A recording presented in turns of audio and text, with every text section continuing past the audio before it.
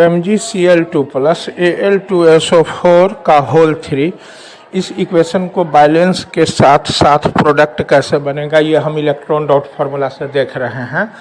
तो देखिए, सबसे पहले मैं MgCl2 का इलेक्ट्रॉन डॉट फार्मूला बना रहा हूँ।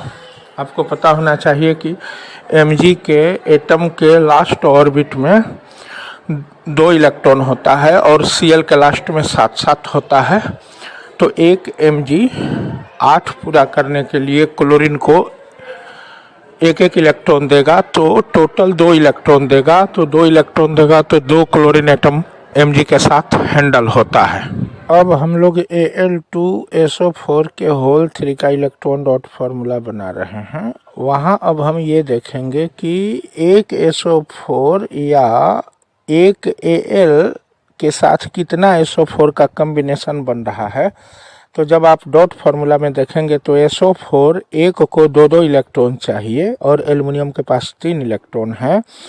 तो 2 इलेक्ट्रॉन एक SO4 को दिया और 1 इलेक्ट्रॉन जो दूसरा SO4 को दिया, उसका कंप्लीट ऑक्टेट नहीं होने के कारण फिर एक और एल्युमिनियम आता है और वो दूसरे SO4 को 1 इलेक्ट्रॉन देता है और बचा हुआ इलेक्ट्रॉन तीसरे SO4 को दे देता है।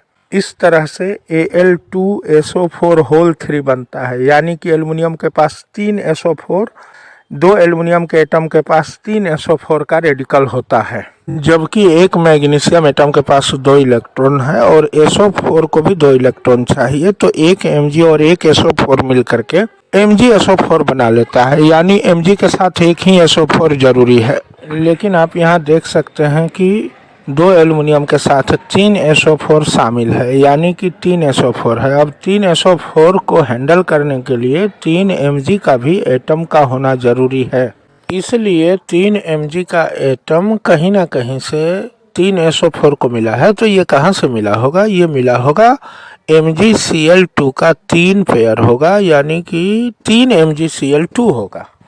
अब चूंकि 3 MgCl2 है तो वो तीनों Mg 2 एल्युमिनियम को हटा करके 3 SO4 के तरफ ट्रांसफर हो चुका है और Mg ने हर एक SO4 को 2 इलेक्ट्रॉन दे दिया है। देखिए दाहिना साइड बोर्ड पे नीचे में, यानी रिएक्शन के बाद MgSO4 का 3 पार्ट्स बन रहा है, यानी 3 MgSO4 बन रहा है। तो इसे हम लोग लिख सकते हैं 3 MgSO4।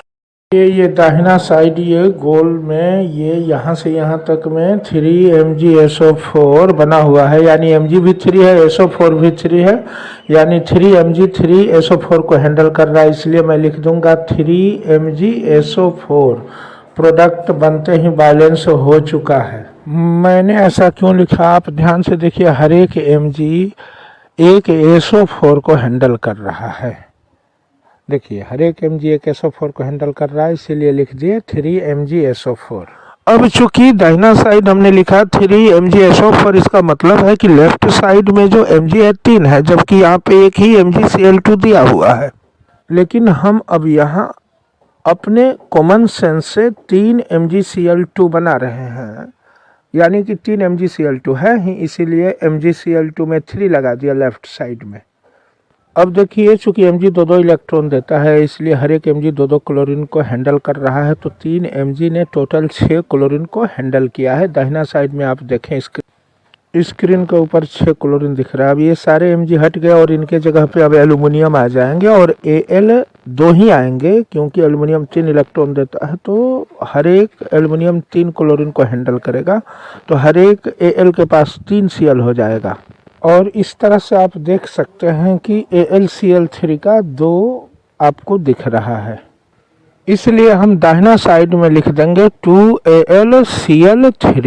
इस तरह से हमारा इक्वेशन बैलेंस हो चुका है। अब एक बार इस सारे क्रियाविधि को बोर्ड पे देखें, बायां साइड में देखिए, भले इक्वेशन में MgCl2 था, लेकिन दाहिना साइड में एल्युमिनियम के साथ जो रिएक्शन हो रहा है 3 SO4 के साथ, तो इसके लिए हमें 3 Mg चाहिए, इसीलिए हमें 3 MgCl2 को लेना पड़ा। आप देख सकते हैं सबसे लेफ्ट साइड में 3 MgCl2 है। तो ये 3 MgCl2 का मतलब क्या हुआ? चूंकि Al2SO4 3 दिया गया है और ये मैग्नीशियम क्लोरीन को छोड़ करके ये एल्युमिनियम वाले SO4 के साथ आकर के कंबाइन हो जाएगा। तो जहाँ 2 एल्युमिनियम था वहाँ अब आपको 3 Mg लग जाएगा। अब यहाँ इस इलेक्ट्रॉन डॉट फार्मूला से हम आपको दिखा रहे हैं कि क्यों हर एक SO4 को 1 Mg लगेगा। देखिए ऊपर और नीचे वाले SO4 का कोऑर्डिनेट बॉन्ड है, लेकिन लेफ्ट और राइट वाले ऑक्सीजन में आप गिनती करके देख सकते हैं कि 7-7 इलेक्ट्रॉन पुर चुका है, जबकि ऊपर और नीचे वाले में 8-8 इलेक्ट्रॉन पुर गया। यहाँ गिनती कीजिए 1 2 3 4 5 6 7 ही है। अब लेफ्ट और राइट वाले में 7 इलेक्ट्रॉन है, तो Mg आकर के एक लेफ्ट वाले को दे देगा और एक राइट वाले को देकर के आयनिक बॉन्ड बना लेगा। ऊपर वाला तो कोऑर्डिनेट बॉन्ड है, तो इसी तरह से इस दोनों में भी होगा। एक Mg को 2 इलेक्ट्रॉन देना पड़ा एक SO4 के लिए, फिर इस Mg को 2 इलेक्ट्रॉन देना पड़ा SO4 के लिए। तो इस तरह से आप टोटली देख रहे हैं कि 3 Mg SO4 बन रहा है, इसीलिए मैंने यहाँ 3 Mg SO4 लिख दिया। यहाँ जो पहले से 2 Al था दोनों साइड, फिर से एक बार देख लीजिए, यहीं से ये ट्रांसफ़र होकर के दोनों एल्युमिनियम यहाँ पे आ गए, यानी ये Mg के सारे क्लोरीन को 3-3 इलेक्ट्रॉन दे करके कवर कर लिए। चूँकि Mg 2-2 दिया था, तो अब ये आकर के 3-3 देंगे, तो 2 ही एल्युमिनियम 3 क्लोरीन को पकड़ लेगा। इसीलिए इधर हमने 3 MgCl2 दिया था, क्योंकि 2 एल्युमिनियम को 6 क्लोरीन चाहिए, क्योंकि एक एल्युमिनियम एक ही क्लोरीन को कवर कर पाएगा। तो इस तरह से देखिए Mg में तो टोटल 6 क्लोरीन था, हर एक Mg के साथ 2-2। अब ये देखिए ये सारा क्लोरीन इस एल्युमिनियम के तरफ, और ये तीनों क्लोरीन देखिए यहाँ से इस एल्युमिनियम के तरफ आकर के रिएक्शन करके AlCl3 बना चुके हैं, इसीलिए 2AlCl3 मैंने यहाँ लिखा है। अब दूसरा एग्जाम्पल C3H8 और ऑक्सीजन के बीच यानी कि O2 के बीच में रिएक्शन का हम लोग देखते हैं। यहाँ मैं C3H8 का स्ट्रक्चर फार्मूला बना रहा हूँ। यहाँ देखिए 3 कार्बन है और तीनों कार्बन के साथ कैसे कैसे ये बॉन्ड बन रहा है, और हाइड्रोजन यहाँ जुटेंगे। तो हर एक छोर वाले कार्बन के साथ 3, बीच वाले कार्बन के साथ 2 और लास्ट छोर वाले कार्बन के साथ 3 हाइड्रोजन जुड़ा हुआ है।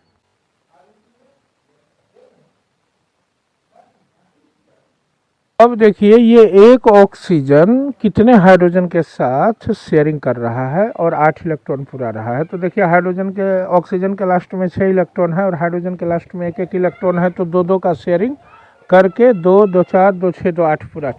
ये अभी ऑक्सीजन के अंदर पूरा आया है। अब यही ऑक्सीजन का बॉन्ड टूटेगा और ये जाएगा हाइड्रोजन के साथ शेयरिंग करने के लिए, क्योंकि फिर से देखिए ऑक्सीजन में 2 2 4 2 6 2 8 इसका भी पुर चुका है, और दाहिने वाले का भी 2 2 4 2 6 2 8 पुर चुका है। अब ये दोनों ऑक्सीजन आपस वाले बॉन्ड को तोड़ेंगे और तोड़ करके हाइड्रोजन के साथ कंबाइन होंगे, तो हर एक ऑक्सीजन 2-2 हाइड्रोजन को कवर करेगा। और यहाँ देखिए दोनों हाइड्रोजन के साथ 2-2 इलेक्ट्रॉन का शेयरिंग हुआ है और हो चुका है 8। इसी तरह से राइट साइड वाले ऑक्सीजन के साथ भी 2 हाइड्रोजन कंबाइन हो जाते हैं। अब इसके 8 हाइड्रोजन को 4 एटम ऑक्सीजन अपने साथ ले लेगा और H2O बना लेगा। उस 4 एटम ऑक्सीजन में ऑक्सीजन का 2 मॉलिक्यूल होगा। अब बच गया 3 कार्बन, हर एक कार्बन 2-2 ऑक्सीजन को ले लेगा। इस तरह से और 3 ऑक्सीजन का मॉलिक्यूल आएगा और 2-2 एटम दे करके 3 कार्बन डाइऑक्साइड का मॉलिक्यूल बना देगा।